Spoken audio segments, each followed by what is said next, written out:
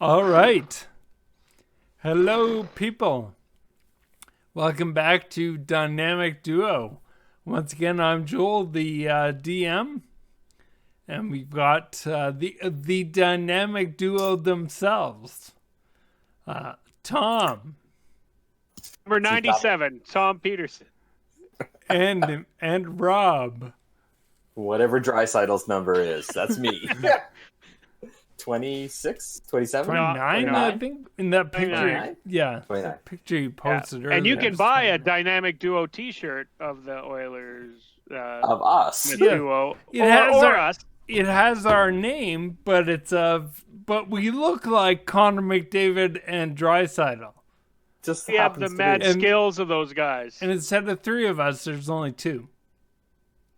That's granted. But it's our shirt. Yeah, you're right, RNH. Yeah. You're the nuge. Okay, so Dynamic Duo is we are playing through Icewind Dale, and this is episode 2. So the duo of the duo, I guess. And it is a 2-player D&D game with a little bit of a twist. I'll really quickly go over the twist. If you want the longer version, watch the first couple minutes of episode 1. We have an exciting introduction that's going to be ready probably for our next session. And but here's the quick rundown. There were 8 adventurers that were sent out to Icewind Dale on a task. They got into some trouble. They got slaughtered by Yeti. And as they were dying, the cleric prayed to his deity to be saved, for their souls to be saved. And at that moment, a party of hunters arrived serendipitously, and they slaughtered the Yeti that were attacking them. And the hunters take the 2 survivors back to town.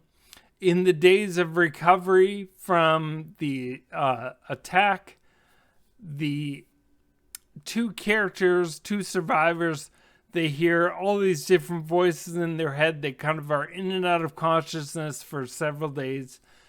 And ends up being when they wake up and they're able to get around, that on the first day, Horace the cleric and Bato the druid kind of had surfaced as the consciousness within these 2 bodies, a halfling and a human. So how it works in the game is that every day, after every long rest, the 2 players, Tom and Rob, they roll a d4 to find out which character they are. Those characters are always in the same body. Therefore, that's why you see the portrait there will always be the halfling and the human. The names and stuff are going to change. I fixed that this time. Last time, I didn't quite know how to do that. Always be learning. That's the lesson here. So that is how Dynamic Duo works. Rob, and maybe Tom, if he's able to. I don't know what kind of notes Tom took. I made pictures. Ooh, nice. Yes, you did have a nice picture of a fish. A monster. Yeah, look at that. This is my map of the lake. Okay. It's a good oval. It's a perfectly oval lake. So Rob is going to give us a brief rundown of what happened in episode 1. Take it away, Rob. Alrighty. Well, we woke up in the town of Bremen, up in 10 Towns in Icewind Dale. We woke up at the Buried Treasure Inn in the care of the young Cora Mulfoon. From there, we found out some things about Bremen. Mostly we found out that they were being plagued every time they went out fishing by some sea creature, lake creature, the creature of the lake that seemed to be targeting them every time they went out. So we decided that we would go out and try to catch some fish, wary that this creature might appear. And lo and behold, it did. It popped out of the water, and I think it tended to look a little bit more like this. But Tom's a pretty good artist, so he'll Artist probably license. You see what you see. I see what I see. Yeah. We managed to skedaddle. Just about defeat. Just about defeat the creature. No. But we did get back to shore. We threw our meager catch of one or two trout up onto the ice. Gave them to the guy that was paying us a measly. Yeah, what was he paying us? Like half a copper each or something like that.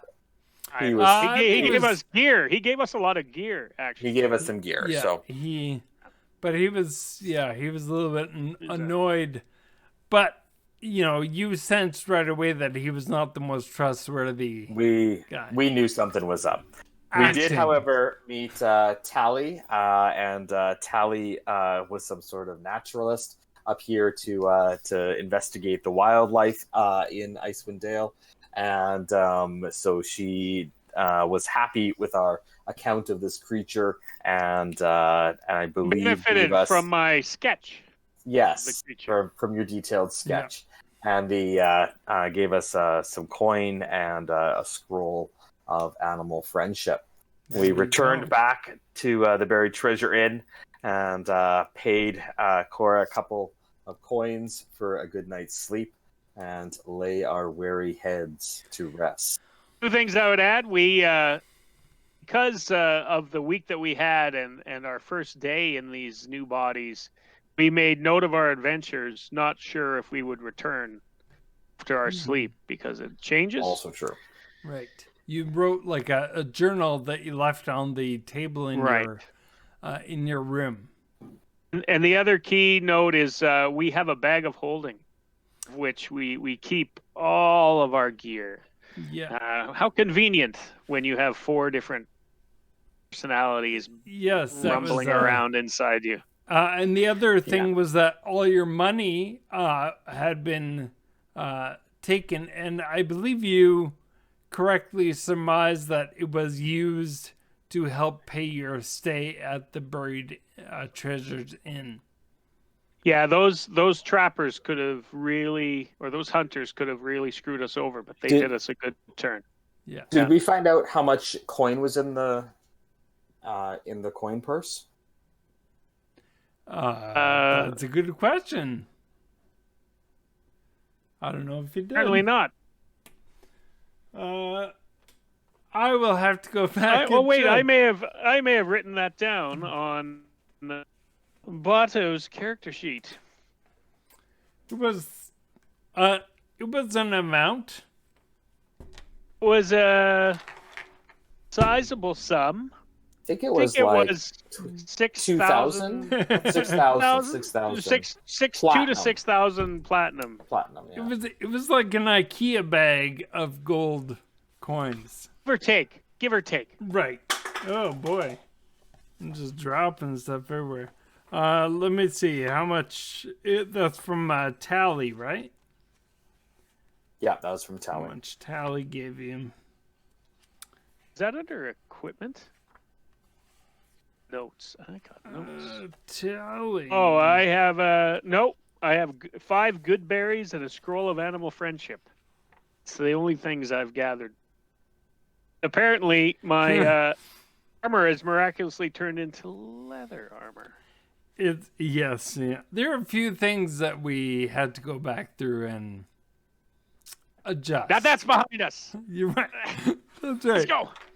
Let's not dwell on. There's 5 gold pieces in the pouch. 5. Okay. Yeah. All 5 are yours. 4 now. Did we give a gold that'll give us a couple of days a week's worth of rest, I think. Yes, I think so. I think so. Yeah. So you went to sleep, which means we get to start with the session with finding out who you are going to be. Right. I'm gonna get my Right, physical all dice right. to Go roll. ahead, and I will need a minute after you tell me who you are just to plop the names in. Okay. So I am maybe while rolling. I'm doing that, after you roll, go ahead and tell the viewers about this character, a little bit about them. Well, I happen to roll a 3. And that brings us to Voidu. Voidu, before she was murdered by the foul Yeti, had her soul transferred into Cuddy Talofist's body. She was a half-elf female monk, and now she's in the body of a Lightfoot halfling. Okay. And this is her first kind of appearance where she isn't a jumble of a bunch of different memories and minds fighting for presence. Yeah. So she's awakening for the first time. I love the idea of a halfling monk. Yes. A lot of crotch shots. Now, come now. Let's keep it clean. Well, a crotch is a clean word. It's a technical term. Buddy, I Midsection. start at the crotch. I start there. Every attack. Alrighty, Okay, and I'm and Rob, rolling what do you here. roll? And I rolled a 2, which on my list here. I awake, and I first off, I'm using some dice that were gifted to me by one of my good friends and colleagues, and I awake in the body of Malcolm, but yet my consciousness is that. Oh, sorry, in the body of Maxwell, but my consciousness is Malcolm Bishop, a human barbarian who lives and dies by the work that he can find on the sea and path of the tempest. There's a gentler path, Malcolm. He is neutral, correct? Yeah, he is happy to get work, do work, whatever is going to move him along in the world. Okay. So we living his life as a smuggler, as a sailor, and he understands that sometimes life is tough, and it's all about hard living and hard working and hard drinking. He listens to the Fate Run version of George Thorogood, or like that kind of guy, the right? time. Yeah, Like a rock. on like a loop. Yeah. Yeah, a little bardcore, you know. Hardcore. Yeah. All right. So last episode they were Horace the cleric and Botto the druid. Now tonight they are Voidu the monk and Malcolm the barbarian. Okay, so you wake up, Voidu and Malcolm. And over the last couple 10 day, really, or like a 10 day and a half, you've had these moments of kind of being awake and hearing voices in your head and memories, etc., kind of slipping in and out. You've been cared for all this time by Koru. But this morning you awake and it is very cold in your room. Colder than, you know that you were in Icewind Dale. You know that it is a cold place. But you are much colder than usual. Well, Voidu stands up slowly, starts flexing and looking at her hands, trembling somewhat, and says, "Wasn't that the damnedest thing? Look at that. Then she looks down at her crotch, says, "Is it cold in here, or is it always this small?" I think, didn't we say no? Hey, I have you know what jokes? Pretty All sure right. that was the rule. I had to get that out of the way. You said it was cold, and that's how I measure cold. You might need a different. Maybe you'll find a thermometer of some kind. Maybe. Don't get me started on thermometers. And Voidu looks over. What has says, happened to us? Maxwell? No. Are who? That's not Cuddy's voice. Who are you? Well, it is I, Voidu. You have to be Malcolm. Why are you in a halfling's body? You used to be hot. I love it. Like, is Malcolm like a California surfer kind of? No, I just woke it up. Is he Joey from Friends? How you doing? Hey. Okay. Is he Joey from Why Blossom? do you say that I'm not Malcolm? I'm Malcolm. Malcolm. Obviously, after the violence of our passing, our souls have found new bodies. Those of our companions. Voidu has a quick grasp of things. Stick with me, big fella. You are still you. I'm gonna need a lot more drinks before I believe this. On the table. Stumble over to the table and see if there's any drinks or anything, if there's anything behind. There are cups of more or less frozen water. Like, it's that cold. Ooh. It's very cold. As you speak, your breath is putting steam, condensation, etc., into the room. You are shivering, and you do see a note written in, I believe, Maxwell's handwriting on the table.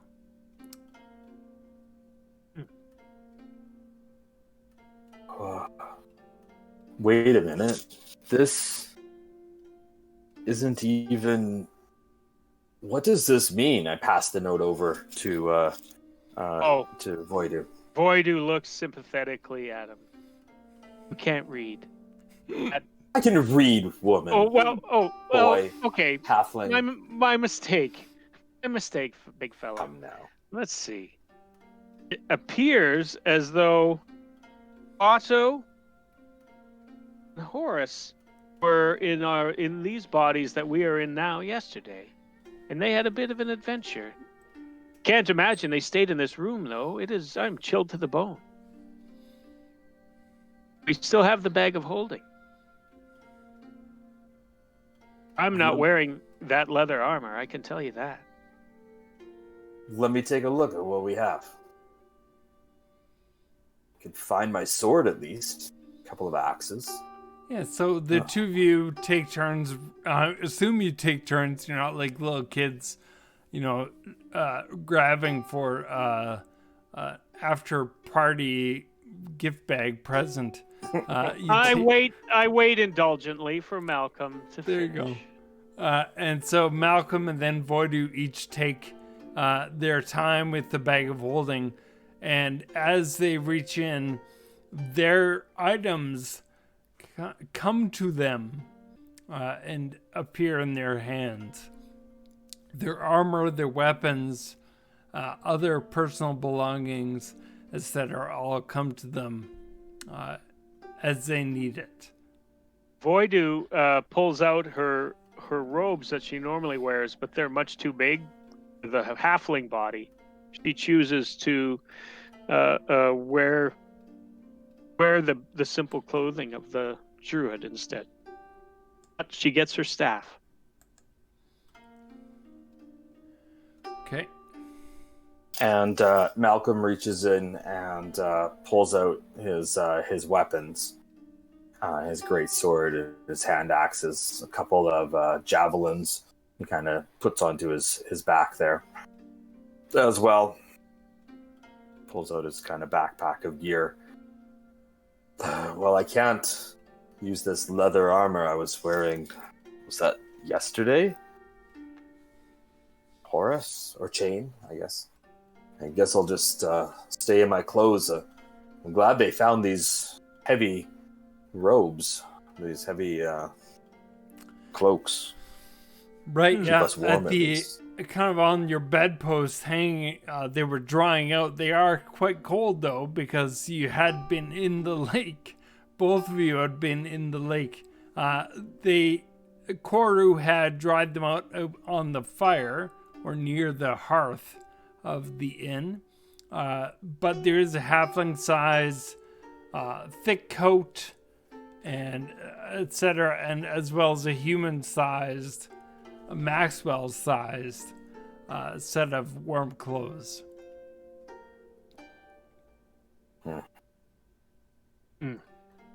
Better than nothing, I suppose. Malcolm, maybe we should find this Koru. And according to this note, it's best that we seek out the speaker Shalskar. Shalskar? I can't read this hobbit's writing.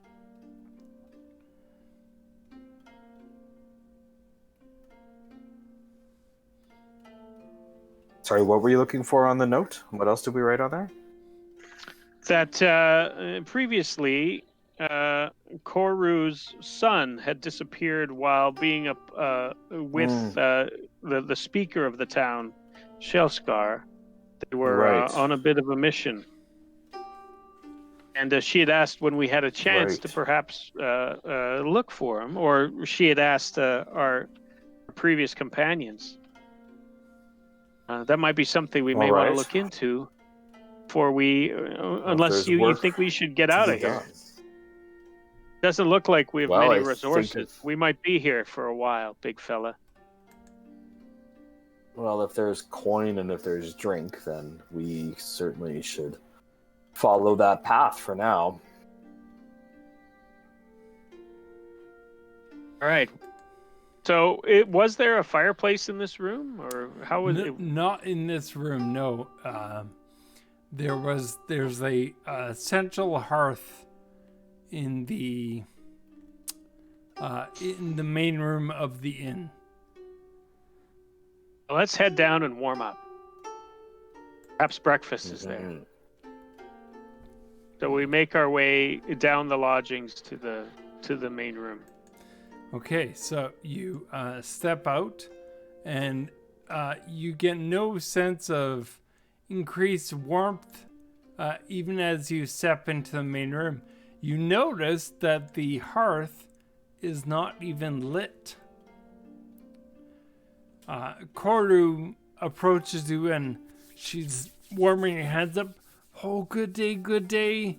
It is good to see you awake once again. It has been a couple days since you were awake. I believe there was some confusion last time, so perhaps I'll just introduce myself. Because something is going on with your memory, I guess. I'm not too sure. But my name is Koru. Sorry, I'm forgetting my own name. My name is Koru, and I've been taking care of you all this time. And I apologize for the cold. It is, the evening of the new moon, and so we must make our sacrifice. What does that mean? Oh, well, every town in 10 towns, once a month on the evening of the new moon, we make a sacrifice, an offering, and in an attempt to appease Auriel the Frost Maiden. Some towns, like Bremen, we sacrifice warmth for one night a month. We don't burn fires, and if you do, trouble will come to you, for sure. Other towns, they sacrifice food. They don't eat for the day, and others, well, I don't think you want to know. All in the name of a god, or who is this Oriel who you speak? Yes, Oriel, the Frost Maiden, she has there's something that has aggravated her and made winter last as long as it has. It's been several months of winter, and we do what we can to try and convince her to change, but I am not much of a scholar, or I don't know these things very well. I do know how to serve food even on a cold day like today.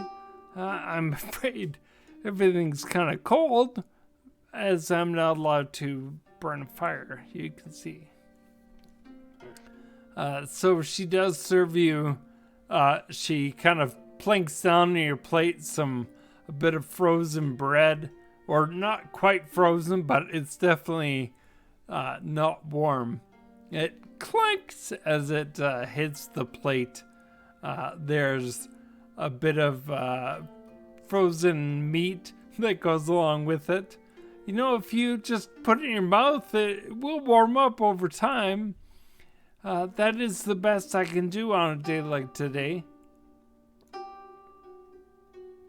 Very generous, ma'am. We've lived on worse, haven't we, Malcolm? Malcolm? Have we? Just say thank you. Just say thank you. Icewind? Thank you. Thank you, miss. I A trust bit of that wine you're or some ale or- sort of spirits. Yeah, they might warm us from the inside if there's no fire on the outside. That would be valuable. Yes, a day like today, it is a bit tricky with liquids. They do freeze up quite easily without the hearth burning. Not the spirits we're asking for, man. Yes, I'm afraid that we are low right now. There is a shortage of honey mead coming in from good mead, but perhaps that will be changed soon.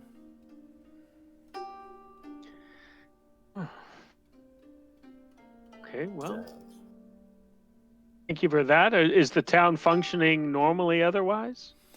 Yes, indeed. You know, we do sacrifice our warmth, but we don't sacrifice our gumption. Well, that's Kinda enthusiasm take counts. another strip of. I'll take another strip of frozen meat and kind of just, kind of tuck it into the front of my shirt so it thaws a little bit, so I don't crack it. That's a good idea, she says. Then she breaks off a hunk of bacon in her mouth. Almost chipped a tooth a couple months ago doing that, but I know how to use my molars now.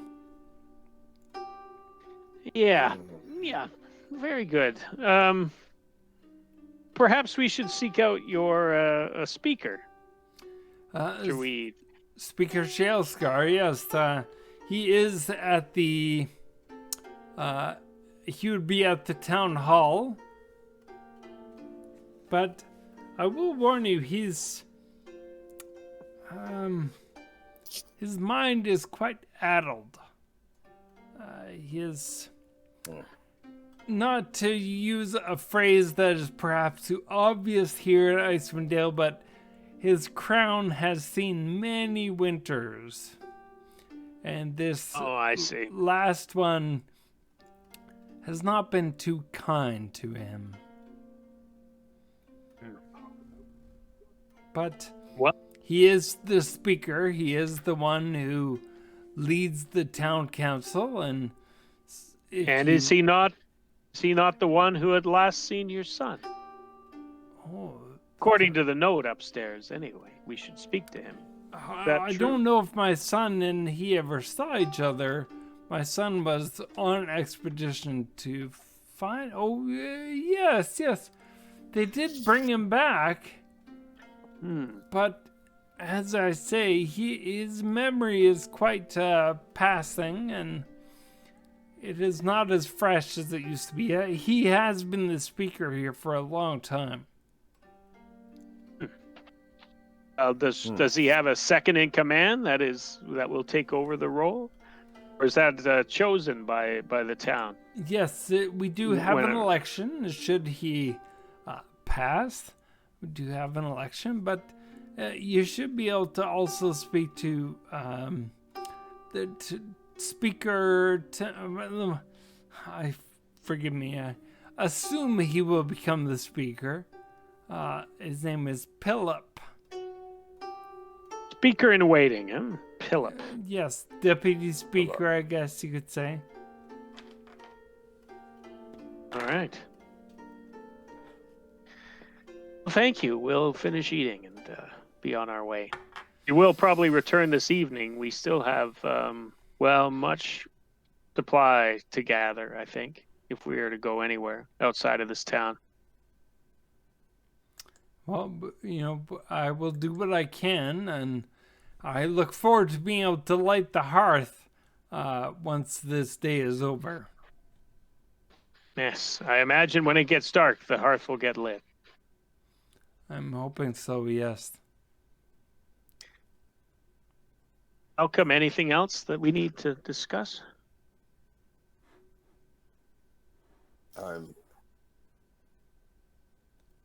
Is there any place in town that would have some liquid refreshment that would still be in the liquid form?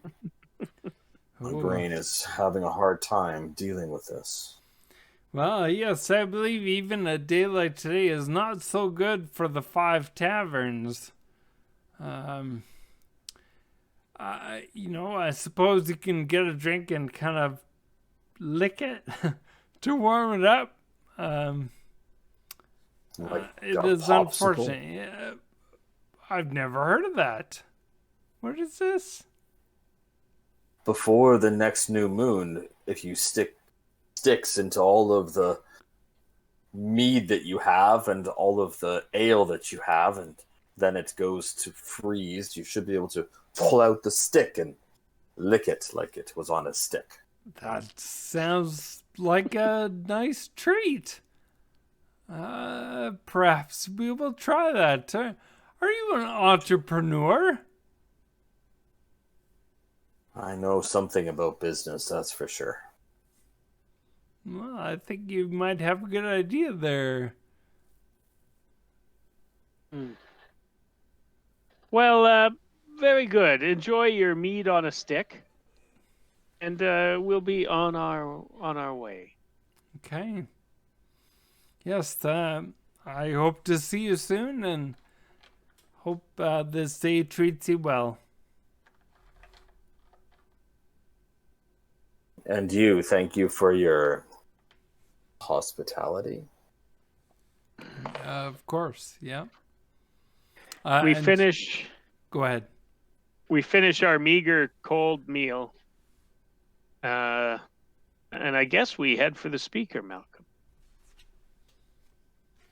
There's a note that says something about tieflings in a castle in the northeast. Perhaps a day or two from here, if we were going to take that journey. The Karakonig ruin, does that ring a bell to you? Must say, Bodo actually took better notes than many other people thought. That was good of Bodo. Good job, Bodo. He was Indeed. He was a good lad.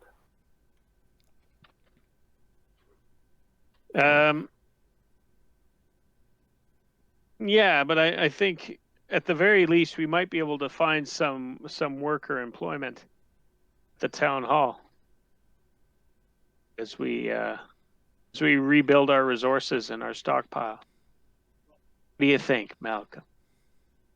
Do I do all the thinking and and you do the rolling. I think we should check that out. Things are so odd here. The last thing I remember is that cave, and only fleeting memories afterwards. Is it the same for you? I do remember such things. I think it's a blessing that you can actually remember and then ponder your death after. I guess we might have a different perspective on such things in this world.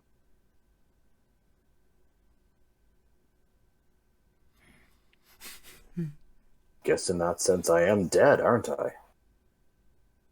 Well, if the material body is so important to you, in many ways, you could look at what you're in now as an improvement. Consider yourself a new horse hitched to the cart. Oh, let's carry on. Appreciate the strangeness of it all, but don't let it rob us of the present moment. Everything is in the present moment. All right.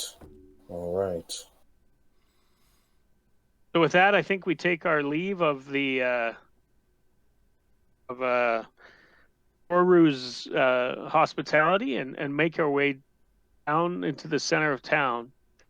I imagine it's a little dark because it's probably relatively early in the morning, and I imagine there's no light on because there's no flame or anything. So I'm glad at least my sharp half-elf vision still has absolutely no benefit of being a hobbit or a halfling. That's right, yeah. Voidu is used to that extra measure of sharpness and clarity, a bit of dark vision, and so it's almost a bit disorienting having, quote unquote, ordinary vision, because the halfling does not have the same benefit. I tell you, this is a miraculous body, Malcolm. Eyesight, it ain't that. Let's leave it at that. Koru has given you direction that if you wanted to speak to the speaker or to pill up the deputy speaker, that you would go back to the town center where the 5 taverns are, and the town hall is just just behind one of the taverns. It is behind the Grumpy Moose Tavern.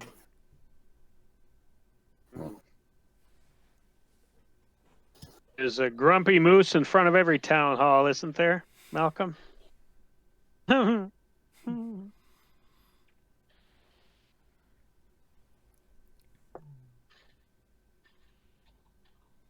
Well, I think we if there's nothing going on our walk towards the town square, town center, as we approach, Voidu asks, "Do you really need a drink?" There's a few here that we could step into if that's necessary. I am missing it, I suppose. These many days have gone by, then I do not even know how long until I've had my last drink. It may be interesting to try a drink in a new body and see what the effect is. All right, well, let's pop in on our way here. This moose place in front of the hall? Okay, so you enter, you swing open the door, it creaks open. As I described last time, none of these taverns look like they're very well kept. They all look fairly decrepit, etc. You are greeted by a human male, and he's got a broken nose and coming in so early. Okay, not much here. but what can I help you with? Yeah, a Anything drink that that's would not frozen. Well, yeah. If I want my head cut off, then I'd get on freeze some drinks, but I ain't burning no fires today. I'm not asking you to light a fire. I'm just saying, hey, do you have a drink that hasn't frozen overnight? If you had a full barrel and it was not frozen yesterday, would it freeze overnight? I suppose, but I'm gonna have to charge you extra for that. I just kind of grab one of the coins that we got from Tally yesterday. I'm like, make it happen. A gold coin? Yeah, absolutely. And so he finds a keg of. You can see that it's got inscription on the sides says honey mead, a little, what do they call that again? Like when you burn the markings into wood. What is it called? Etching or burning, whatever. Yeah. Yeah. Burning. Can't think of Not the word. embossing. No. Not an embossed, no. A Branded. Branding. There you go. And so there's a branding. It says honey mead, and there's a little picture of a bee on there as well. It's not good mead. It's honey mead. No, it's honey mead from Good Mead. Good mead. Honey mead. Very good. Okay. And he had gold coin, yeah, absolutely. And he starts to pour out what he can, and he gives you a fairly decent, pint, I guess. 2 pints. 2 pints. At least. Yes. It is gold. Come on. It's never too early in the morning for some honey mead. And not much left in the barrel, but for that gold coin, you got it. And he pours it out for you. It's got a little bit of frosting on it, which makes the honey taste really come through. Wow, that is crisp. Yep, those bees, they sure know how to make good mead. Put that. Slam down my cup. I take a few sips and then pass the rest of mine over to Malcolm. I'll bring back the empty in a couple of minutes. We're going over the town hall, and I just kind of walk with the flagon. I don't know if we bought the flagon, Malcolm. We paid a gold. We bought the flagon. Let's go. She raises her hand and shrugs apologetically. Mm-hmm. I bring it back later. I'm sure you will. So you step out of the Grumpy Moose, and you see the town hall. There's really no markings on it except a crest, shield of yellow sun. Fairly not much decoration whatsoever, but this building seems to have some sort of stature compared to the rest of the area. All right, well, we get out of the cold into hopefully a room that's slightly less cold. Yeah, you open the door and it is really not that much cold, not that much warmer. And you do see a few tables, a modest chair, which looks like it's almost in place in like a throne would be. And you see a fairly old dwarf sitting in the chair, kind of slumped over and nodding off a little bit. I take another sip of the mead, leaving him kind of a good couple of mouthfuls, and I slam it down in front of him. Drink up, dwarf. We have questions to ask. I do not recognize you. Drink the mead, it'll help.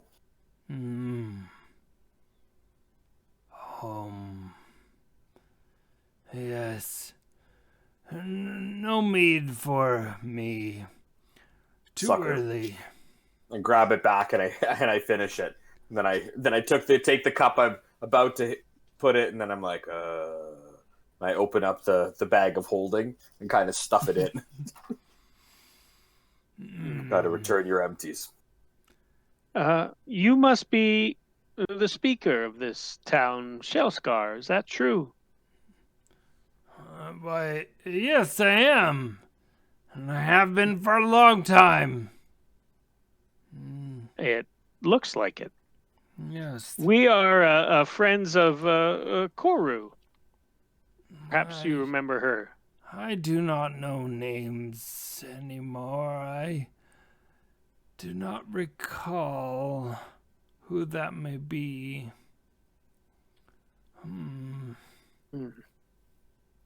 Well, perhaps Pillip, your second, might be able to help us. We were asked by Koru to look into something on her behalf.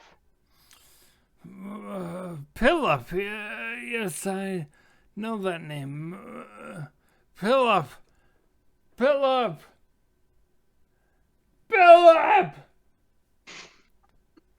And as he yells that last time, he kind of slumps back down his chair, and he once again, somewhat under his breath, he says, Pillip enters. Pillip is a fairly enthusiastic, younger dwarf. And she enters in. Did I say Pillip was the he or she? I can't remember. We're going to say it was the she. Pillip enters in and, oh, yes, visitors. Oh, it's so good to see. And how can, what brings you here to Bremen? Pillip, we've been staying in your town for some time now, over at Koru's fine establishment. We wanted to show our thanks for the hospitality that the town has shown us. Oh, well, it is good timing, I guess, then. We do have a bit of an issue, and perhaps that might be how you show your appreciation. She kind of, is a bit timidly asking, but somewhat pointedly as well. And if we do this task, will you show your appreciation in gold? Gold, nothing untoward. Well, we will certainly do what we can. The town treasury is not full. Sorry, I'm not good at all this, political bartering? jargon and treasury and all that stuff. And How about this? You tell us what needs doing. We'll name our price. If you agree, then we agree. If you don't, then we have no deal. It might not be that the payment comes from us. It might be that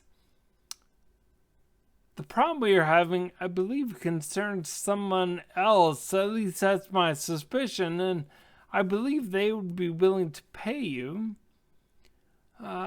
See, usually our smith, who, it's not much of a smithy, but, do what we can. They will receive a shipment of iron ingots from Bryn Shander. That shipment has not come in. And so I believe if you'd be able to go to Bryn Shander and ask there why the ingots have not arrived, then that will help many people, many towns, all at once, as they have connections to a mine and Kelvin's cairn, and see, I'm not good at all this stuff, but if you could do that, that would be really helpful. Sounds like a simple enough task. You must have just heard of this issue recently. Otherwise, you'd have sent someone else, no? Yes, we just received correspondence last night that the shipment will not be coming in. They didn't explain why, but perhaps you'd be able to go find out. How far away is this Bryn Shander? Well, the trail between Bremen and Targos is quite overrun by snow. On snowshoes, you should be okay. It's about a 2.5 hour hike. From Targos to Bryn Shander, the path is clearer, but it will take you about another 2 hours. You do have warm clothes, so I do believe you are equipped for the journey, from the looks of you at least. We would need these snowshoes that you talk about. We have a set of cleats here, but we have no snowshoes for travel. Well, And yes. some provision for 2 days' journey there and back. Oh, it's not 2 days. It's 5 hours. But we will be hungry when we get there, and we will have to find out things and stay the night, and then we will have to return and be hungry on our 5-hour trip. Provisions will be included. My good friend eats a lot. What I can do is I can put together a little bit of a coin purse and maybe a couple of rations. Forgive me for the frozenness of the rations at this point. It is the day of the new moon, and yes, I can scrape together what you need, including snowshoes. We even have snowshoes for someone your size, and she points at Voidu. My size? What do you... Oh, right, my size, of course. Of course. And your gender. It's unbelievably itchy. Tell me, the hot one. Philip, who would we speak with when we got to Bryn Shander? Bryn Shander, well, I suppose if it has something to do with the mining, you probably would want to go to the smith, the shop called the Black Iron Blades. Who sent you the letter? It wasn't a letter so much. It was information that got out through various town criers and a network of people that share that information. Oh. If we hurry, perhaps we could solve this before nightfall. If we go now and come back quickly. Many people make the trip there and back in one day. That is true. If you fetch that coin, you say, Malcolm. Yes, I'll get on that right away. And, she kind of tucks her head down, and she walks over and into another room. You can hear some clattering about. And a few minutes later, she does come out with 2 pairs of snowshoes, as well as a few rations for your day. And she shows you between some of the rations, like 3 gold coins. We don't have much, but I'm hoping this will help.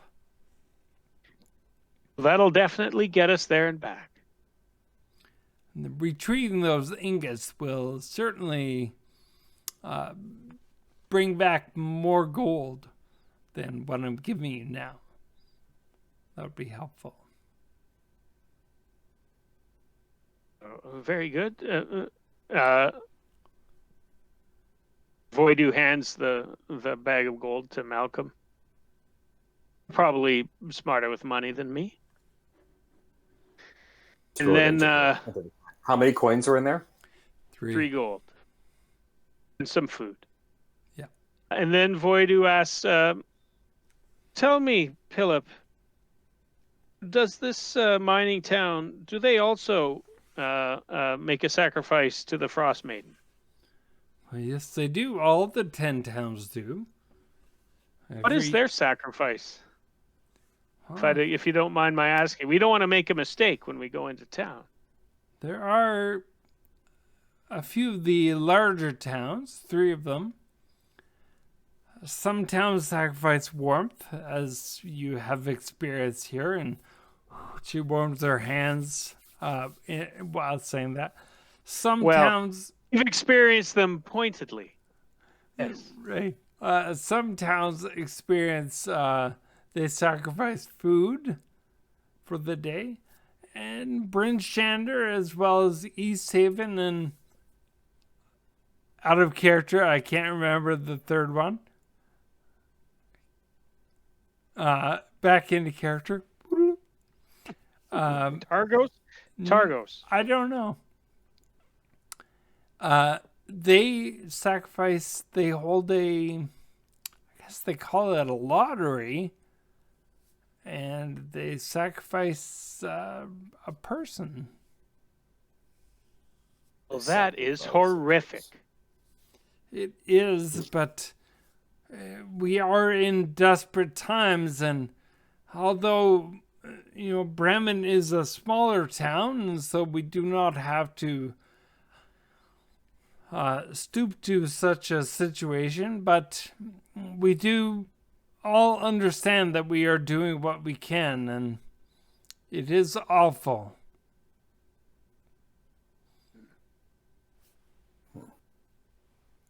Well, I would say that's a despicable practice, but we will do what we can on your behalf. Yes. No, we won't. If we come across someone about to be sacrificed, we may have to intervene. That's terrible. Intervening would not bode well for you, especially in these bigger towns. You probably would just be put on the list yourself. As I said, we all know, and even those in those towns know that this is a horrific practice, but we do what we can to try to appease Oriel. She is Voidu just frowns and shakes her head. Head. I'm with you on that one, Halfling. I also do not condone that practice. So why doesn't Bryn Shander just sacrifice their warmth instead? I do not. I am only the deputy. I have not yet attended a 10 town council meeting. I should not be speaking out of turn. And so I'd best not answer that.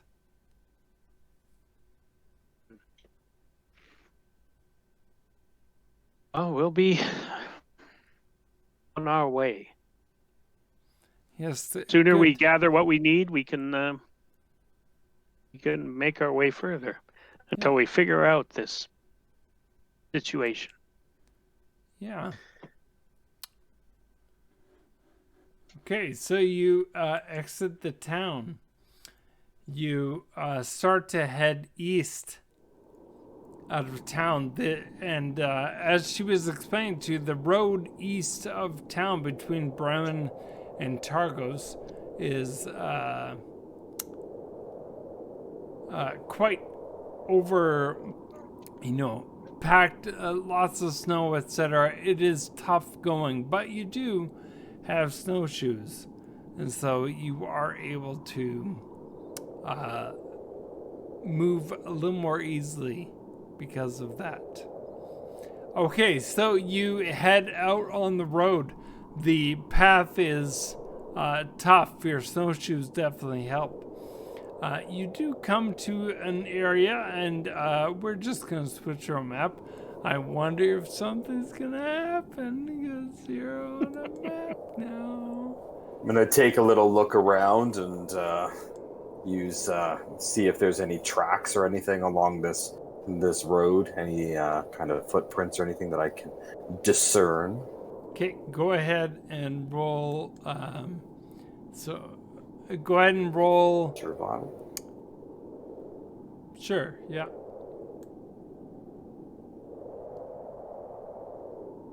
Nat 20. Woo. So a total of 23. Okay. For our one viewer, that's what we do when we get a nat 20. Sorry, I missed it. Do you want? I shouldn't be doing it. I'm the DM. I'm against you. Yeah. Not 20. We can all celebrate a success. I don't know. All right. Do I notice anything with my 23? You do see various footprints from wildlife all around. Some much larger than others.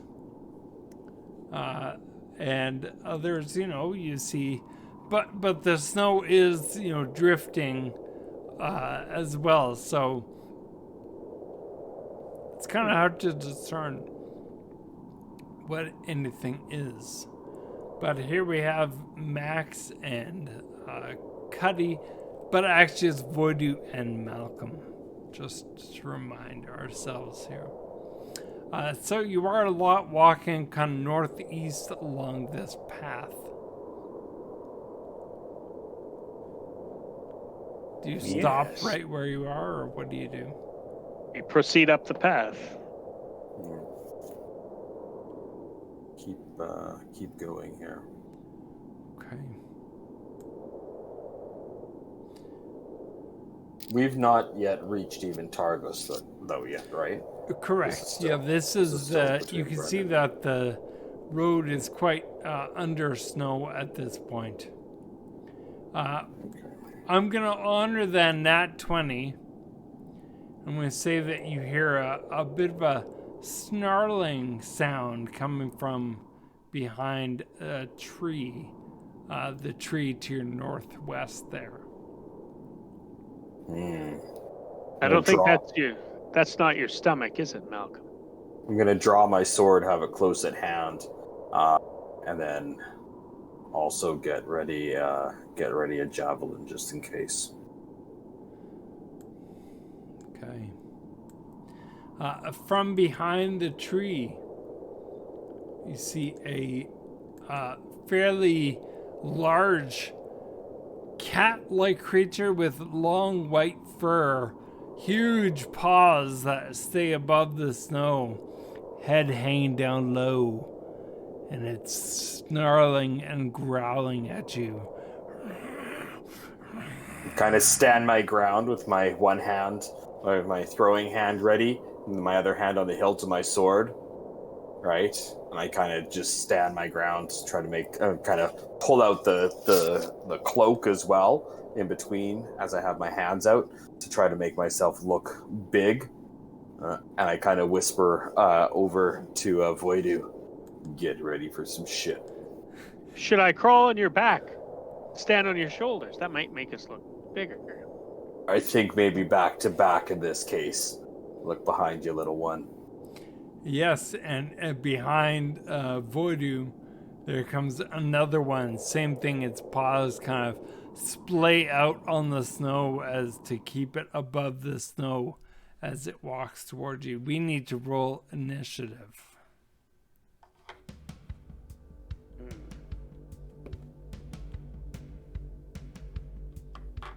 $11.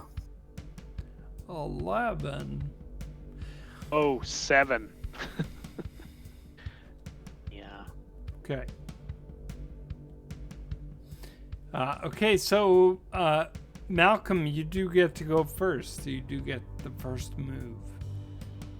These two creatures, they're not quite pouncing and they're not leaping at you, but I mean, they obviously look aggressive. Stalking us. Yeah.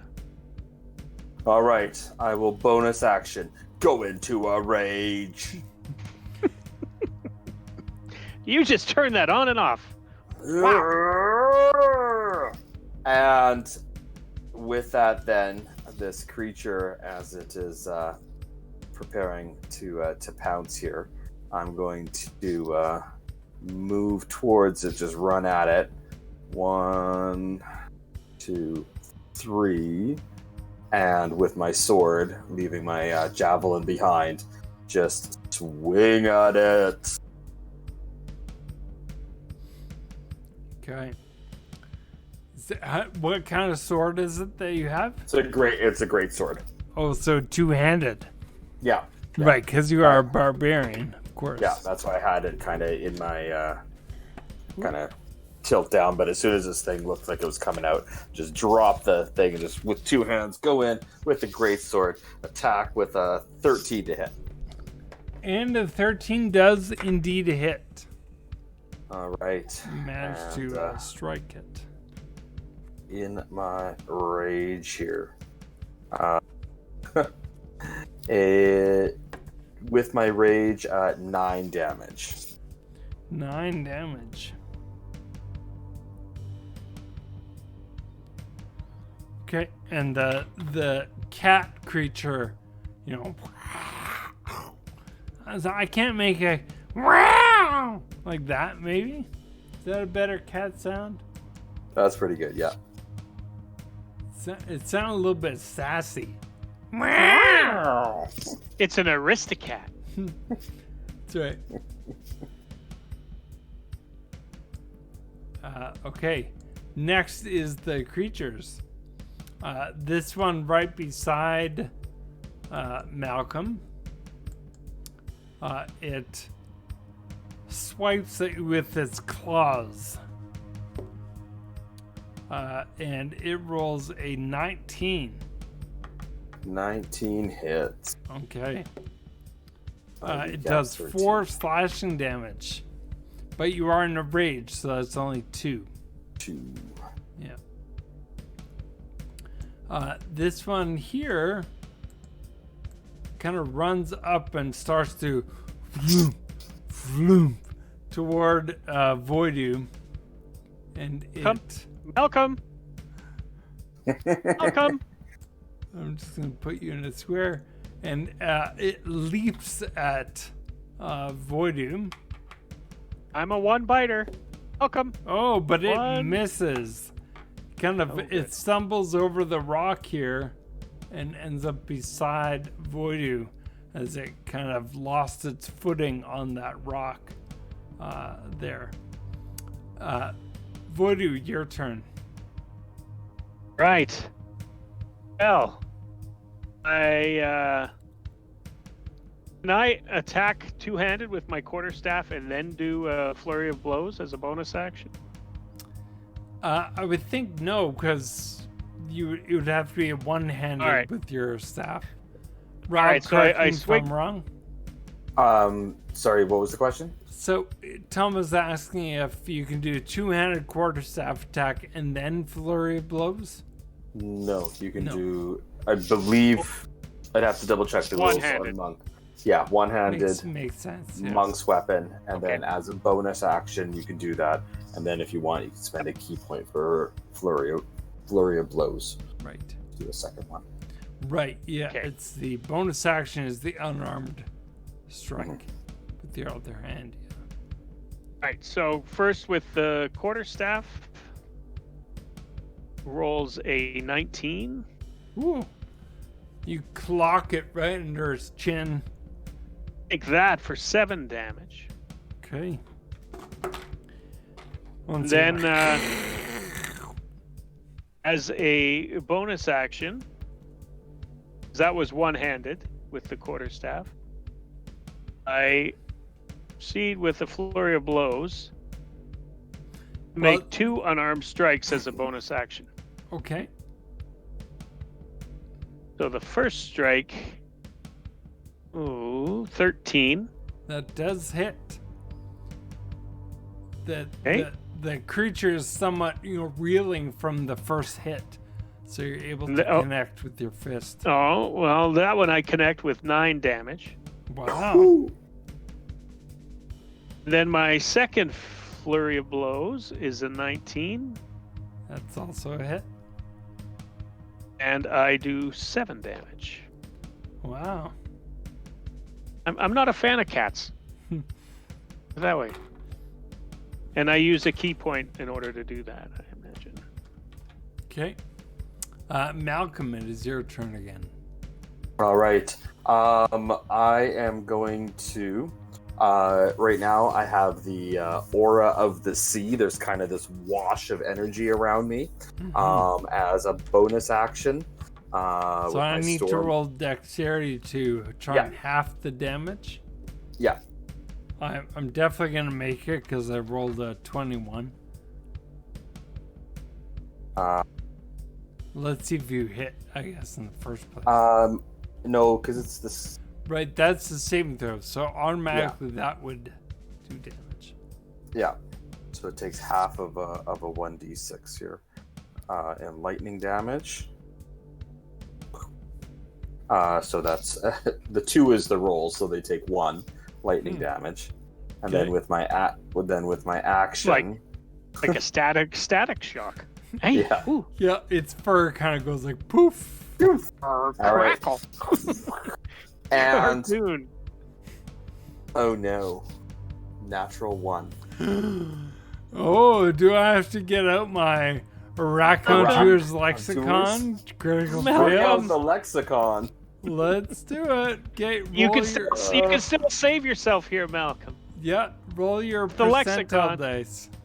My dice are looks like 35. Oh, 35 is not good enough. No. Oh no. Oh, Malcolm. as you swing your sword, you feel a muscle in your arm pull. It's this damn new body. Yeah, exactly. You're damn cold. You as a barbarian, you're used to a little more oomph on your frame, but as in Maxwell's body, you had a bit of you strained it. So you need to, until a short rest or receiving healing, you will be rolling disadvantage on strength and dexterity based attacks and skill checks. Shit. Until a short rest? Yep. Or healing. Oh.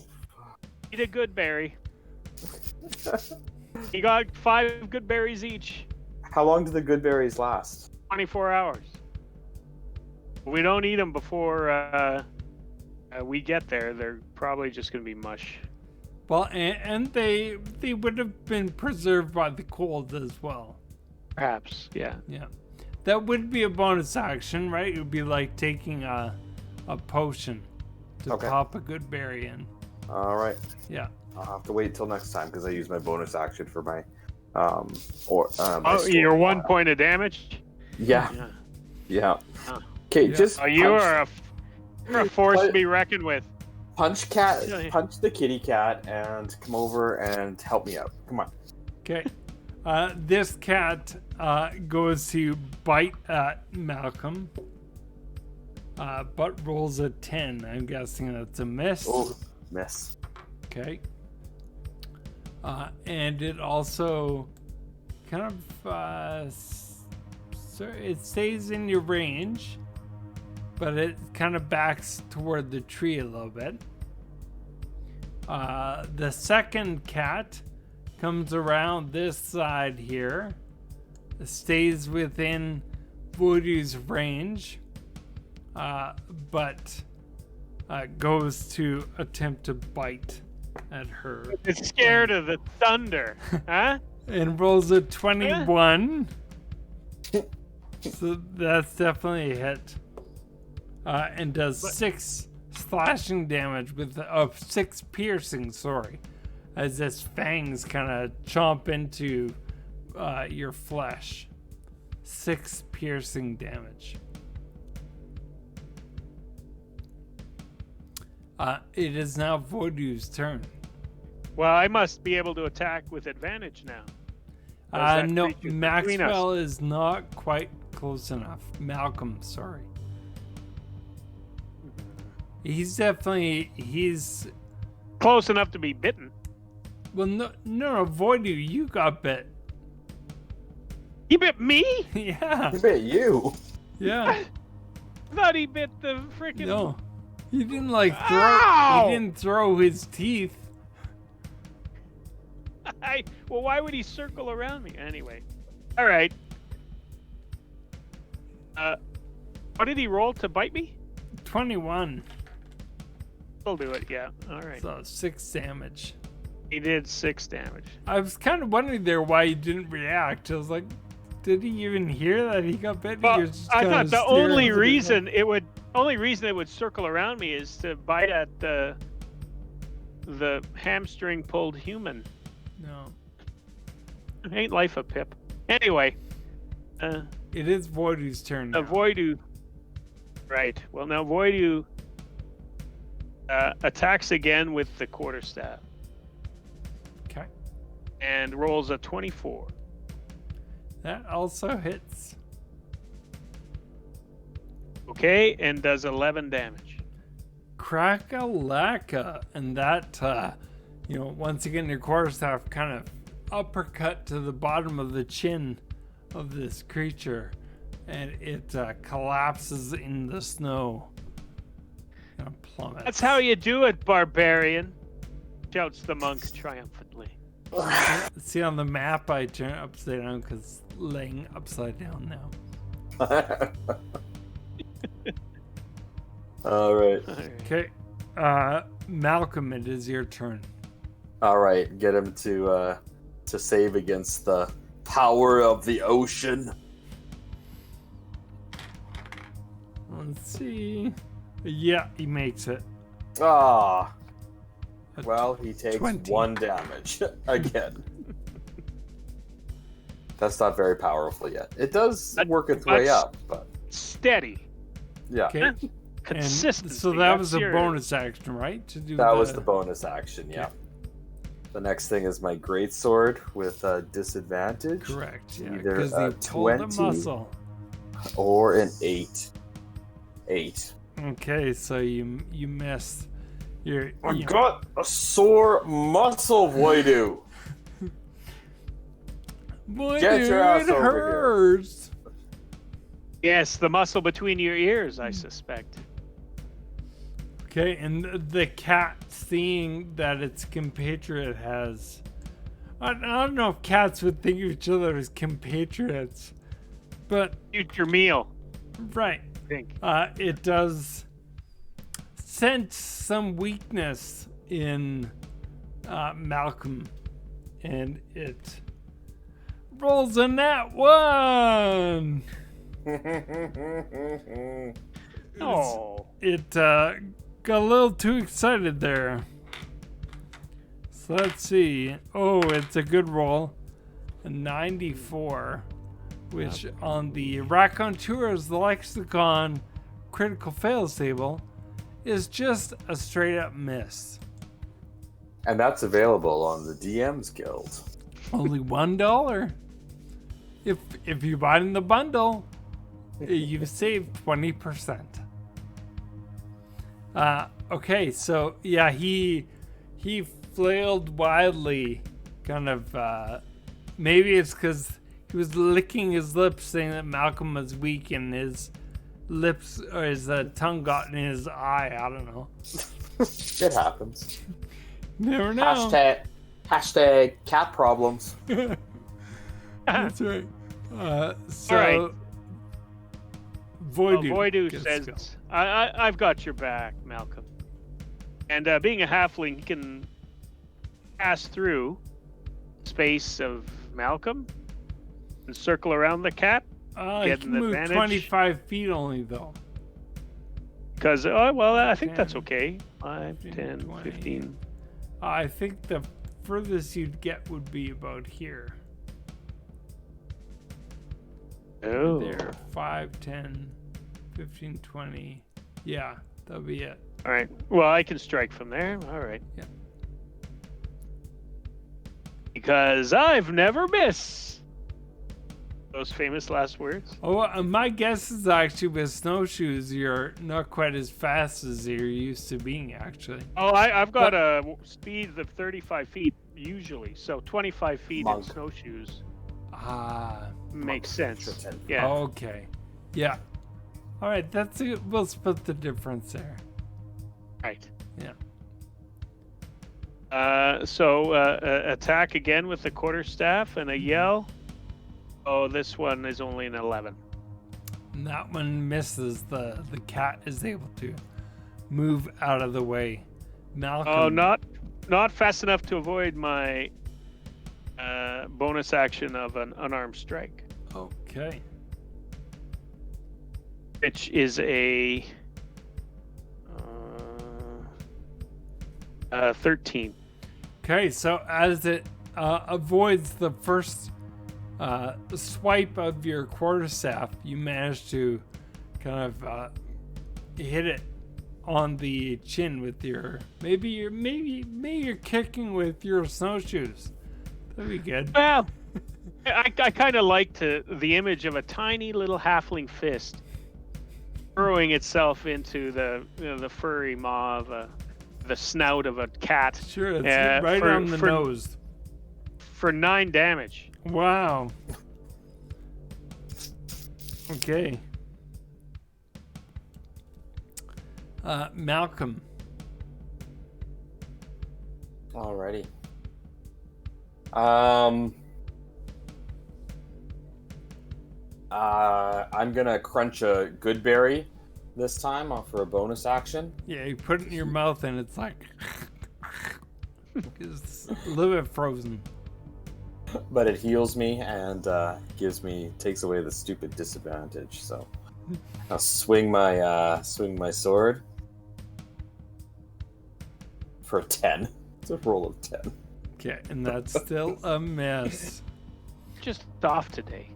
Maybe it's the mead Barry he drank. is really effing cold. Now get behind him and kick his ass. The cat, seeing that it is now outnumbered, it disengages. I'm going to use Sentinel reaction. Because you're very human. Yeah. Nice. I don't know what that means. I like it. You could redeem yourself completely at this moment. Welcome. Just looking. Sorry, I can't quite remember what Sentinel does. All right. It's a little D&D rule learning time, folks. Rob, tell us about the Sentinel feat. Well, I'm going to use my reaction as it pulls away from me to try to hit it. If I hit it, the creature's speed becomes 0 for the rest of its turn. All right? Even if a creature takes the disengage action, right, they still have opportunity to attack against me. Oh, and that is the Sentinel feat. Let's see in action. Mm-hmm. All right, let's see if it does anything. Now's the time. That's a little bit better. 14 to hit. And you do hit. It's kind of as it's turning away from you, you manage to hit on the back leg. 12 slashing damage. Wow. It is still limping away from you. Do I get a reaction shot against it as well? It can't leave. It can't leave right now. So yeah, it's still it's kind of in a spot limping around. Yeah. I hate to see an animal in pain.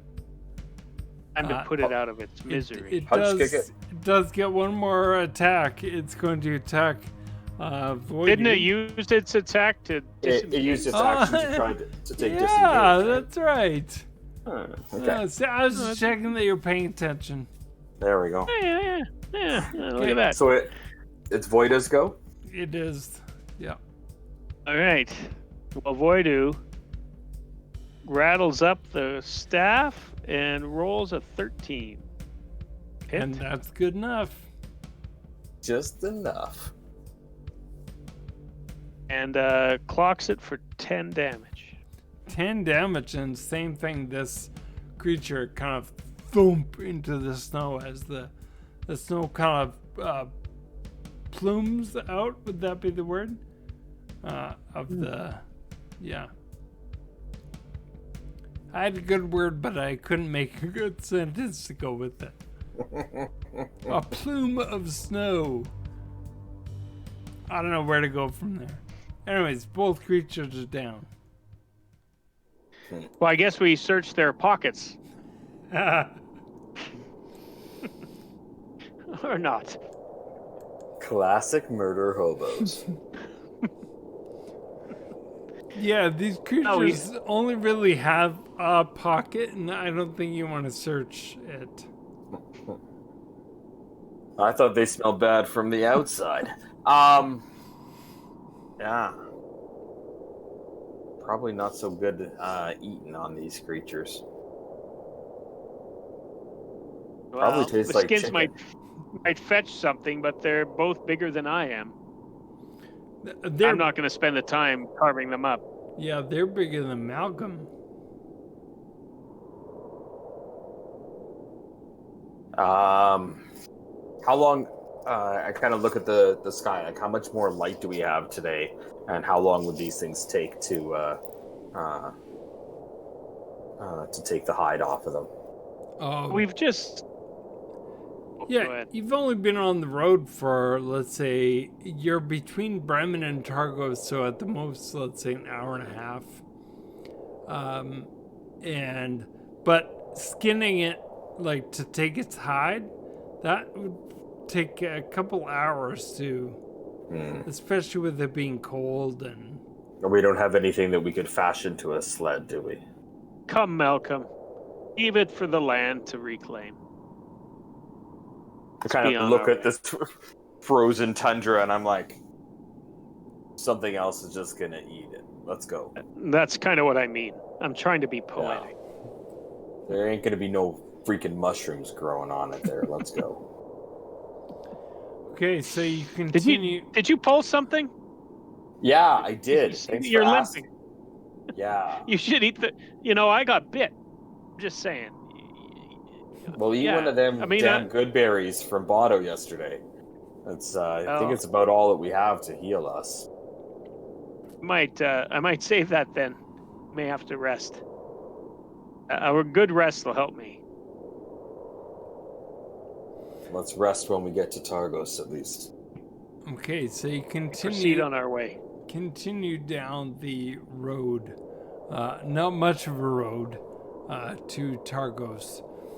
When you arrive at Targos, you do, as you come over the crest of a hill, there with the lake that you had been on the previous, well, it wasn't the previous day, it was a couple days ago, to your north, and you are, you see a city. It's quite a bit bigger than Bremen. Tell me the lights are on. I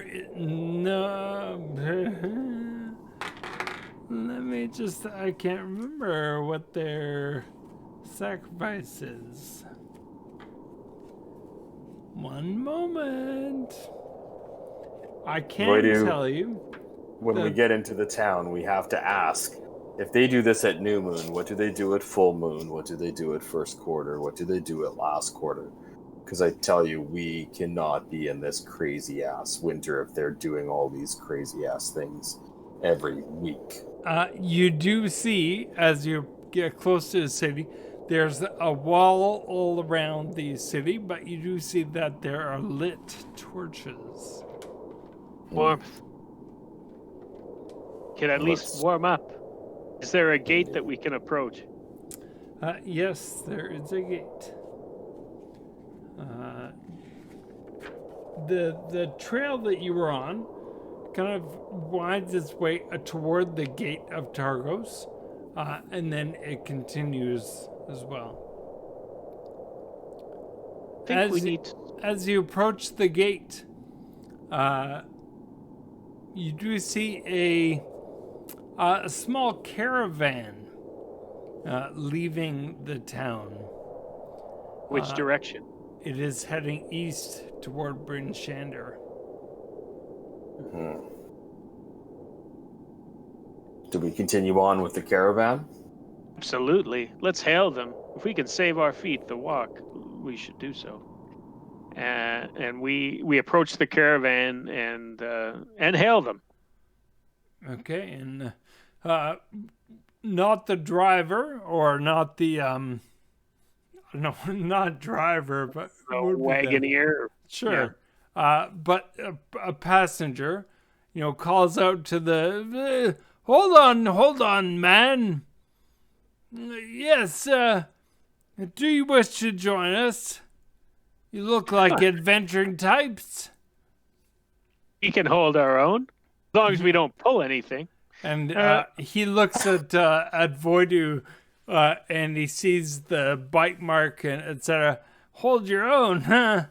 Yes, apparently you seem to have done that quite well.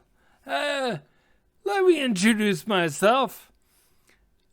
My name is Chauncey Spellswell. Oh, is he breathtakingly handsome? Oh. No, he's quite old. Not that old, people. Chauncey Spellswell. He's famous. Well, yes, I am. In my own mind. Yes, as you may know, I am a renowned mage and calligrapher and cartographer. Bias Funke. Yes. But I'm in a bit of a analyst. A therapist. A bit of a quandary here. See, I'm leaving 10 Towns and I've not finished my task of mapping the area. Perhaps you look like someone who could use some coin and some purpose to your adventure. Well, esteemed Chauncey Spellswell, wizard, calligrapher, hero, cartographer. Not only would that be an intriguing idea, if you have any healing on you, you're right, we encountered some wild cats on our trip from Bremen. And we dispatched them easily enough. We were wounded in the process. I am not much of a man of... I mean me. I'm not much of a man of healing. I can certainly write you a note in fine script, prescription of some sort, and it would be beautiful penned script.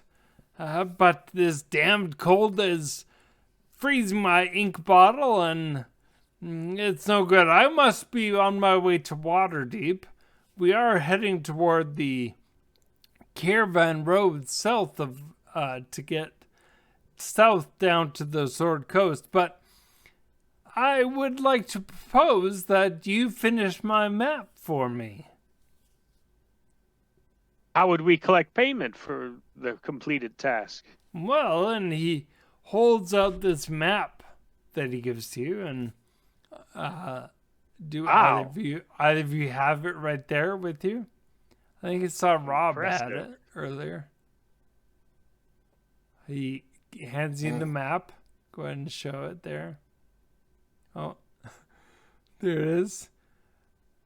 Yes, I have been able to map out some of the major areas, the 10 Towns and Kelvin's Cairn and some of the rivers and things, but there are many, many interesting things around that I've not had time to map, and I have been called back to my office in Waterdeep But if you fill it out for me, you see, this map is no ordinary map. Although to your untrained eyes, I could see that you believe it is. I am a renowned mage and cartographer, and yes, it is indeed what one may call has been called, a paper bird. When you are done with the map, you simply fold it and whisper my name. Chauncey spells well. I'm sure you are well aware of who I am. Whisper my name to it, and it will come to me. It'll fly for miles beyond the spine of the world, and it will arrive in my window. When I have received this paper bird, I will immediately send a courier with the proper amount of gold to pay you for your service. Here's what I propose. I will pay you 10 gold for every place of note that you add to this map. Do not try and bargain with me. I am a mage, calligrapher, cartographer, and although not many people know this about me, I am more frugal than it may seem. There have been stories, wild stories of me paying guards exorbitant amounts of money to just slip past through the gate. Those stories are all made up. I'm quite frugal with my coin. 10 gold for every noteworthy place. No, not a coin more. Well, I think 10 gold sounds very reasonable, but for us to assume that you'll pay us once you receive your map, I think you ask too much trust in a stranger, do you not? You need a little more good faith than that. Don't you agree, Malcolm? I do. But I'm no stranger to you. I'm Chauncey Spellswell. You know who me. we are? You know who we are? You are adventurers, and I suppose if you do not fulfill this task, I will either not receive the map or it'll be done poorly, and then I would not pay you for it. It is obviously in your best interest. Whereas for me, it's of little consequence. It does help map out the area, and I am a cartographer. I don't think we would let this map leave our hands if we don't have the gold in return at the same time. Or paper bird thing notwithstanding. I'm sure it's a powerful magic. Well, but you can understand that. Has Malcolm actually heard of Dr. Chauncey Spellswell? Go ahead and both of you roll a history check. At disadvantage? Why disadvantage? You're right. Spellswell's famous. 6. 11. Voidu, you do recall a little bit. Do either of you have a background in like Waterdeep or in that area along the Sword Coast? Yeah, Voidu. Oh, go ahead. Oh, I was gonna say, you go ahead there, friend.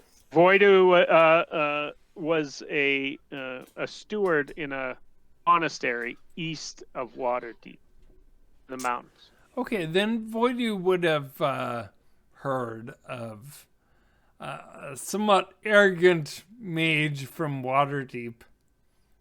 I've heard of the I've heard of you. No, probably from your own lips the stories came. I haven't heard anyone else speak highly, though you are known.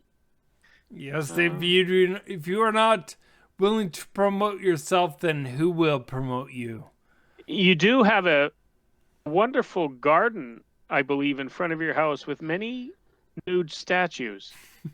Quite bizarre. But certainly remarkable. Easy to find if we were to go to Waterdeep. Yes, I think we can trust. My word think we can and trust him now. my word and my name should be prepayment enough. How would you know where to find us? I would send a courier. Tell me your names, and I will keep note of it. And he takes out a beautiful quill and a piece of parchment, and then his ink bottle. This damn cold! My calligraphy has been suffering. I will remember it. You tell me it, and I will lock it away. I have the mind of a magnificent mage. Well, we would need ink and quill in kind to make the marks that you require on your map, of course. Yes, I can do that. I do The have... ink won't help us either, mage. Surely you have some sort of writing utensils. I don't. Don't call me Shirley. Nothing as fine as yours, good sir. Yes, I have been thinking about going into selling Chauncey Spellswell quills and ink. I think it has a nice ring to it. Perhaps Chauncey Spellswell. Quills, quills, quills. Yes. House of quills. And more quills.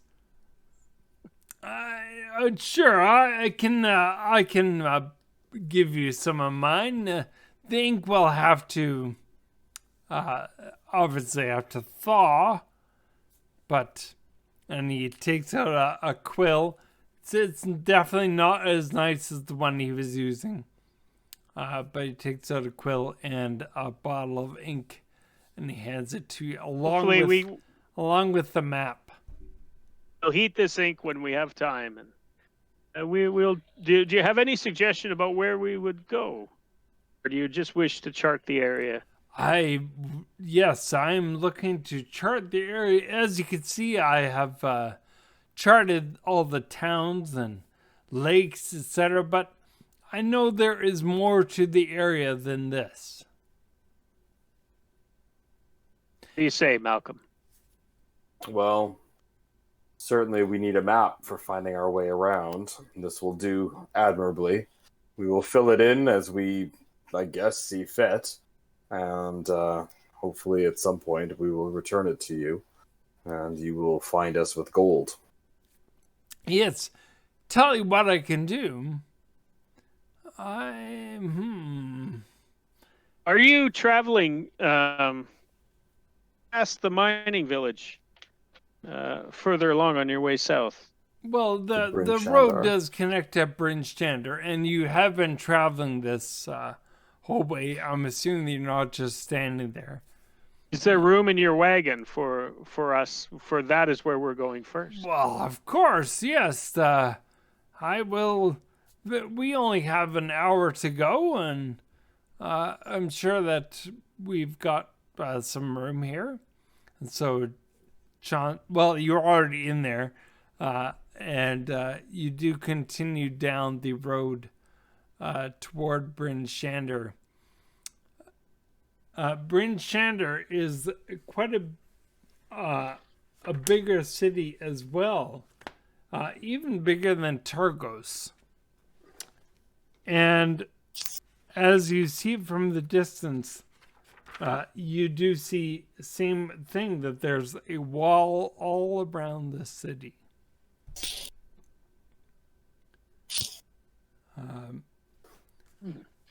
Chauncey, he at one point he calls the wagoner and, "Low man, stop now, and we'll let our friends up. But I don't know if you told me your names." I will need to know that, obviously, and I will put it up here. I do not forget such things. Well, that's where we're in a bit of a bind.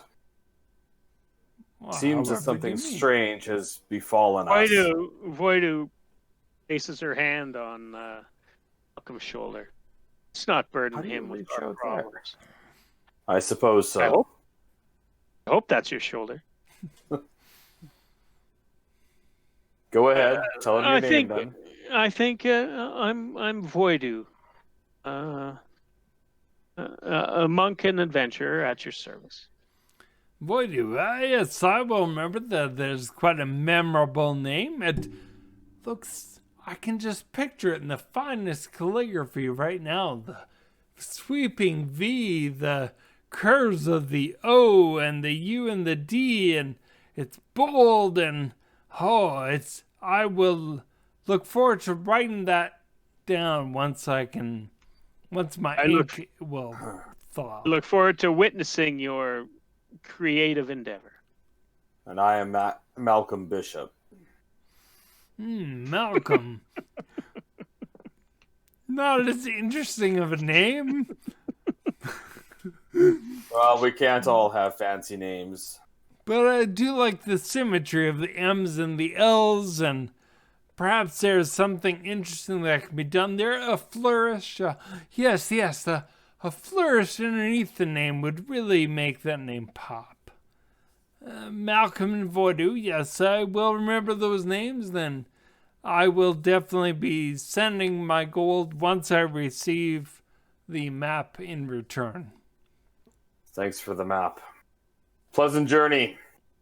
Yes, and you too. I hope all is well here. It's been really cold, and so I'm not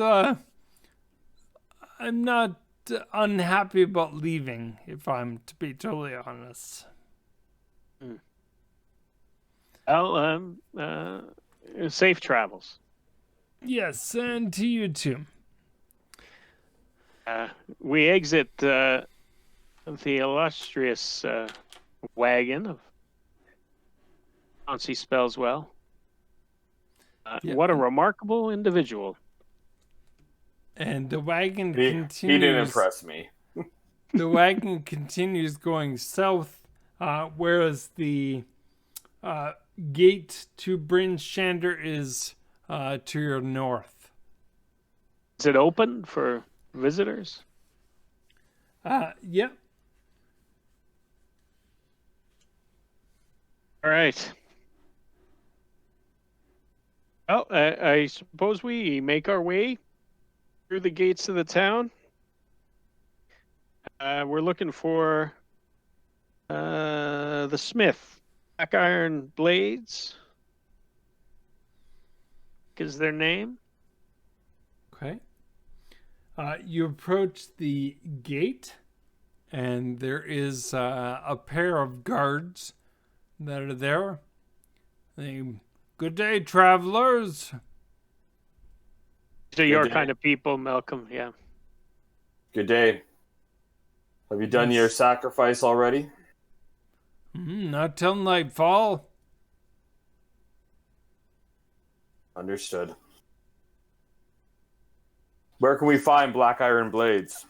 Yes, just north of the town center it is. Continue down this road here, and you'll find the center of the town. Look to your north, and there she be. Thank you. Stay warm. Yes, may Oriel relent.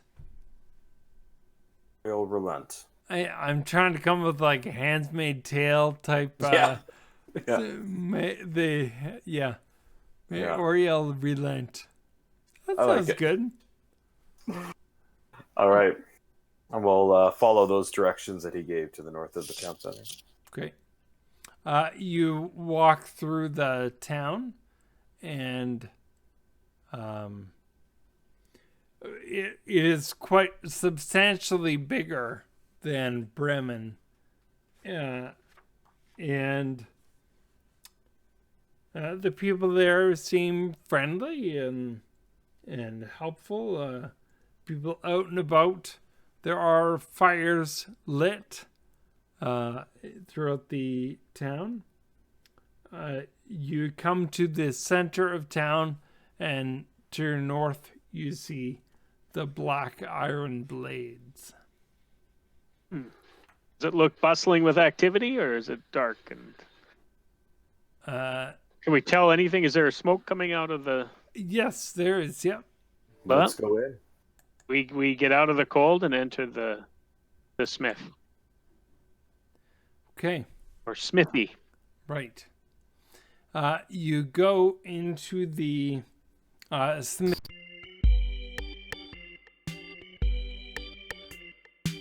Okay, so if anyone watches the stream, it ended a bit earlier than we thought because also my hard drive is full or something. I don't know.